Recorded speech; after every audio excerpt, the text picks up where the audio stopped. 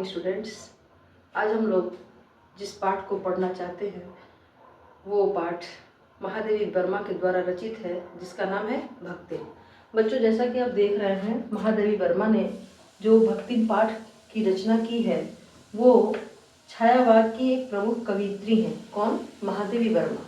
यानी छायावाद के स्तंभ कवि के रूप में हमने आपको नाम बताया था 4 कवियों का, उसमें महादेवी वर्मा भी प्रमुख हैं। जयशंकर प्रसाद हैं, सुमित्रानंदन पंत हैं और सूर्यकांत त्रिपाठी निराला जी हैं। तो इन चारों में महादेवी वर्मा का नाम भी प्रमुख है। इन्होंने जो ये पाठ लिखा है भक्तिन, वह पाठ संस्मरण है, यानी संस्मरणात्मक रेखा चित्र है। इसको हम निबंध के रूप में पाठ में पढ़ेंगे।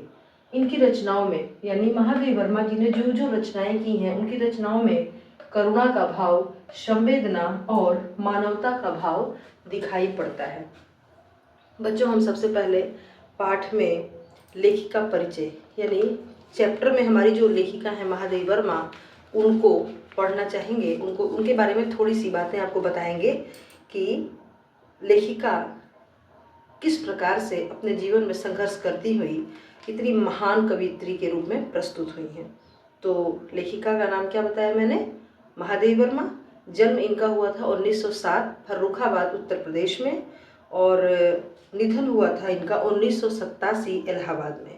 बच्चों, इनकी जो प्रमुख रचनाएं हैं उसमें दीपशिखा, यामा जो कि काव्य संग्रह है, श्रृंखला की कड़ियाँ, आपदा, संकल्पिता, भारतीय संस्कृति के स्वर, ये इनके निबंध संग्रह हैं। अतीत के चलचित्र, स्मृति की रेखाएं, पथ के साथी और मेरा परिवार, ये इनके संस्मरण हैं। ये और यानी कि इसमें से वही रेखा चित्र है। और इन्हें कितने पुरस्कारों से नवाजा गया है? ज्ञानपीठ पुरस्कार मिला था इनको यामा के लिए, जो कि 1983 ईस्वी में दिया गया था।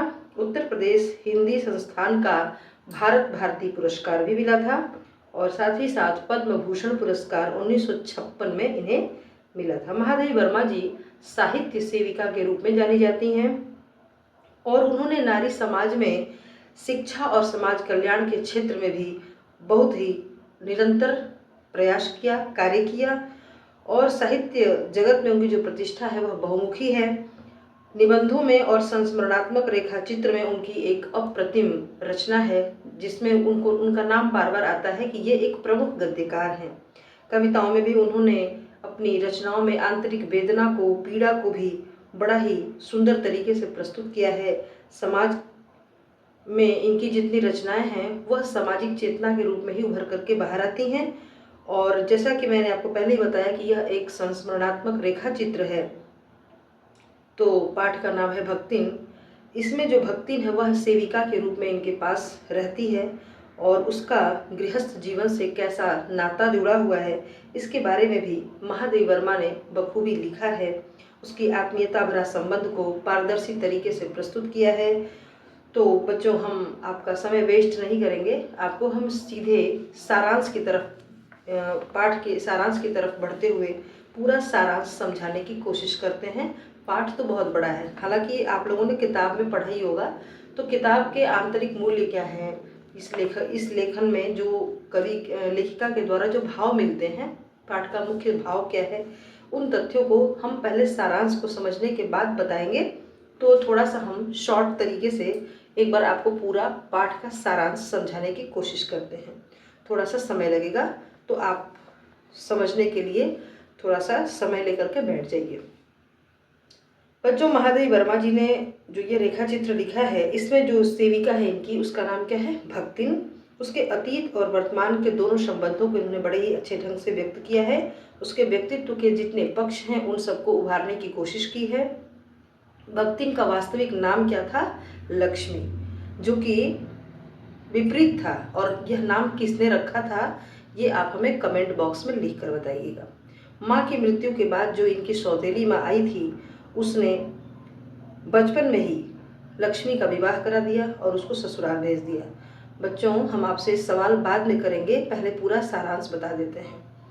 एक एक करके लगातार जो भक्तिन है उसने 3 बेटियों को जन्म दिया और 3 बेटियों के जन्म देने के कारण जो इसकी सास और जेठानियाँ थीं वो इनसे व्यवहार खराब रखने लगी, उपेक्षा करने लगी, इनका अनादर करने लगी। भक्तिन और उसकी जो छोटी छोटी बेटियां हैं वो घर का सारा काम भी करती हैं, लेकिन जेठानियाँ बैठी रहती थीं। जेठानियों के जो काले करूटे लड़के हैं, यानी जेठानियों के बेटे हैं और इनके बेटे नहीं हैं, इनके पास 3 बेटियां हैं।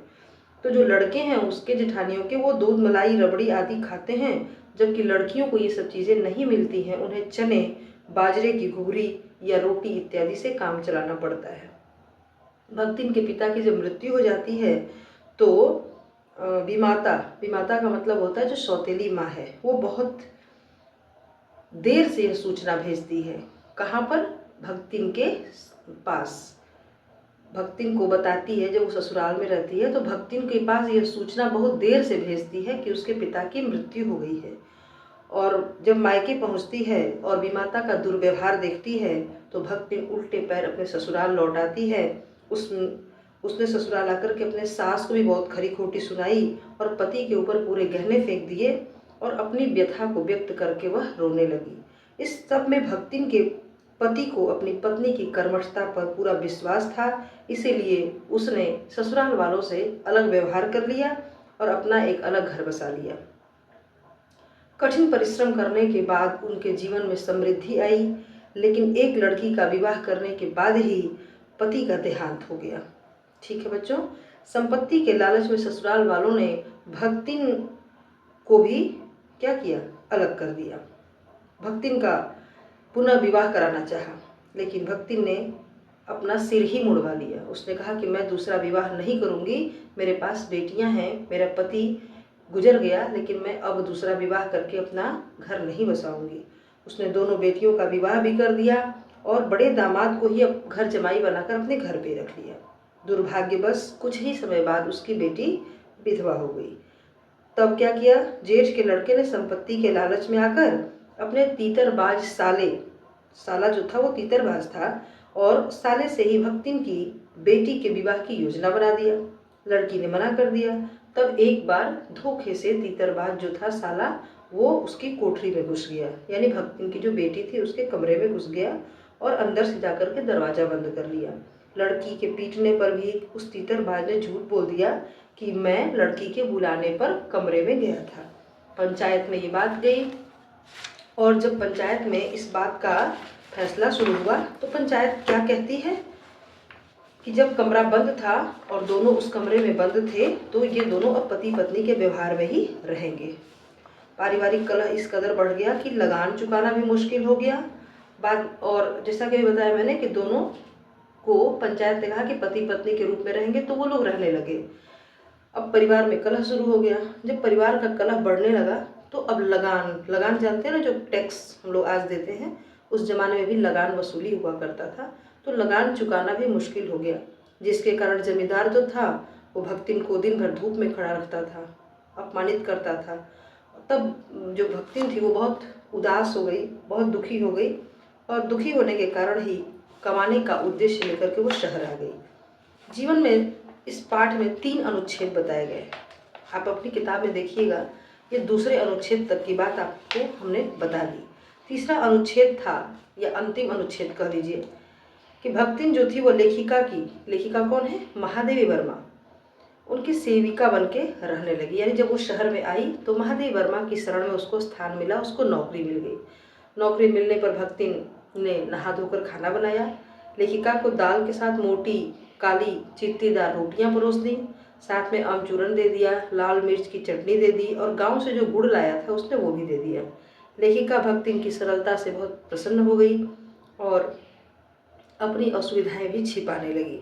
भक्तिन स्वयं में इंच मात्र भी बदलाव लाने की कोशिश नहीं करती थी, लेकिन दूसरों को अपने अनुसार ढाल देती थी। उसके साथ रह रहकर लेखिका भी स्वयं को अधिक देहाती महसूस करने लगी। भक्तिन में दुर्गुणों का अभाव नहीं था, अर्थात वो साधारण थी, गांव की महिला थी, इसलिए उसके अंदर जो गांव वाली बातें होती हैं ना, वो शहर के लोगों के साथ मेल जोल नहीं कर पाती थी। तो ऐसा नहीं था कि उसमें केवल सद्गुण ही थे, दुर्गुण भी थे। तो वह इधर उधर पड़े पैसों को किसी मटकी में छिपा कर रख देती थी और लेखिका को खुश करने के लिए बात भी घुमा फिरा कर देती थी। इसके साथ ही वह अपनी बात को सही सिद्ध करने के लिए कई सारे तर्क भी दे दिया करती थी। लेकिन जो हमारी लेखिका हैं वो भक्तिन की सेवा भाव में हनुमान के समान उसको मानती थी। कहती थी कि हमारी जो भक्तिन है वह हनुमान जी जैसे भगवान राम के सेवक थे, वैसे ये हमारी सेवा करती है। वो लेखिका की हर ज़रूरत का ध्यान रखती थी और हमेशा उनके साथ रहती थी। युद्ध के समय में जब बेटी दामाद उसे ले जाने के लिए आए, तब भी वह लेखिका को छोड़कर जाने के लिए तैयार नहीं हुई। भक्तिन सेवक के स्वामी से अलग होने की बात को सबसे बड़ा अन्याय मानती थी। लेखिका के द्वारा चले जाने की बात को हंस करके उसने टाल दिया था। वह स्वयं को लेखिका की नौकर न मानकर एक अभिभाविका मानती थी, यानी वो सोचती थी कि मैं जो हमारी जिनके यहाँ मैं काम कर रही हूँ उन्हीं की मैं गार्जियन हूँ। तो भक्तिन का अंतिम परिच्छेद जारी है और लेखिका भी इसे पूरा नहीं करना चाहती हैं, क्योंकि लेखिका चाहती हैं कि यह हमेशा हमारे पास हमारी सेवा करती रहे और प्रेम से अपने जीवन में खुशियाँ बटोरती रहे। बच्चों, हमने आपको पूरे पाठ से जुड़ी हुई कुछ महत्वपूर्ण बिंदुओं को बताते हुए ये बताना चाहूँगी कि आप जब पाठ को पढ़ें तो उसमें से कुछ ऐसे मुख्य टॉपिक बना लें जिससे आपको पूरा पाठ याद हो जाए। तो सबसे पहला मुख्य बिंदु आप बना लीजिए कि हमने आपको पूरा सारांश समझा दिया है, ठीक है। अब मैं आपको वो महत्वपूर्ण बिंदु बताने जा रही हूँ जिससे पूरी किताब का चैप्टर और मेरा पढ़ाया गया सारांश आपको याद रहेगा। तो पहले हम पढ़ लेंगे बचपन और विवाह के बारे में, फिर पारिवारिक संघर्ष के बारे में, दृढ़ता और सहानुभूति जो उसके संस्कारों में शामिल था, किसके? महादेवी वर्मा के। फिर सेवा भाव से वह परिपूर्ण थी, तो आप सेवा भाव भी थोड़ा देख लीजिएगा। स्वभाव से जिद्दी थी और आत्मनिर्भर भी थी, श्रद्धा भी था, समर्पण भी था और कर्तव्य निष्ठा सत्यनिष्ठा भी दिखाई पड़ती थी। किसके आचरण में? भक्तिन के। उसके अंदर ईमानदारी और लगन भी था, वह जिज्ञासु थी, प्रेमी थी और भक्त भी थी। तो बच्चों, हमने आपसे एक सवाल किया था कि उसका विवाह कब हुआ था। तो 5 वर्ष की जब वह थी भक्तिन, तभी उसका विवाह हो गया था और जब वह 9 वर्ष की हुई तो उसको ससुराल भेज दिया गया और तभी ससुराल में दुख सुख सहते हुए, संघर्ष करते हुए उसने 3 बेटियों का दुख भी बर्दाश्त किया। 3 बेटियों के कारण जो उसके अंदर उपेक्षा की भावनाएं लोगों के प्रति सहनी पड़ी, अपमानित होना पड़ा, वह दुख भी उसने सहा, जैसा कि हमने पाठ में पढ़ा है। साथ ही साथ बच्चों, ये हमारा पूरा पाठ जो था वो चित्रात्मक शैली में है और सरल है और आत्मीयता के साथ जुड़ा हुआ है। खास बातें बच्चों हम आपको एक और बताना चाहेंगे कि महादेवी वर्मा के घर में जो काम करने वाली एक महिला है उसका क्या नाम था? भक्तिन। तो भक्तिन के अगर गुणों की बात कही जाए तो बहुत ही ईमानदार थी, मेहनती थी, धार्मिक थी और वह भगवान की बहुत भक्ति भी करती थी। उसे रामायण और धार्मिक कहानियाँ सुनना बड़ा पसंद था। वह बहुत सरल थी और सीधी महिला थी। कई बार उसमें अंधभक्ति भी थी। अंधभक्ति और अंधविश्वास कब आता है? जब हमारे मन में भक्ति बहुत ज़्यादा होने लगती है, जिसमें दिखावा होने लगता है, उसे हम अंधभक्ति कहते हैं। बच्चों, पाठ का मुख्य भाव और मुख्य संदेश मैं अंतिम में बताना चाहूँगी आपको। पाठ का मुख्य भाव ये है कि जो साधारण लोग होते हैं उनके जीवन में मेहनत होती है, सच्चाई है, ईमानदारी है और भक्ति जैसा गुण भी दिखाई देता है। साथ ही साथ पाठ के मुख्य भाव में नारी जीवन का चरित्र चित्रण भी किया गया है, मानवता और करुणा को दिखाया गया है, सादगी, सरलता और सच्चाई के साथ यह हमारा पूरा पाठ बताया गया है। बच्चों, आपको भी मन में सवाल आएगा कि इस पाठ से हमें क्या संदेश मिलता है। तो सच्ची भक्ति के साथ जीवन में हमें अंधभक्त नहीं बनना चाहिए, बल्कि जीवन में हमें अपने विवेक और समझदारी के साथ अपना जीवन जीना चाहिए। इस प्रकार हमारा पूरा पाठ समाप्त हुआ। Thank you.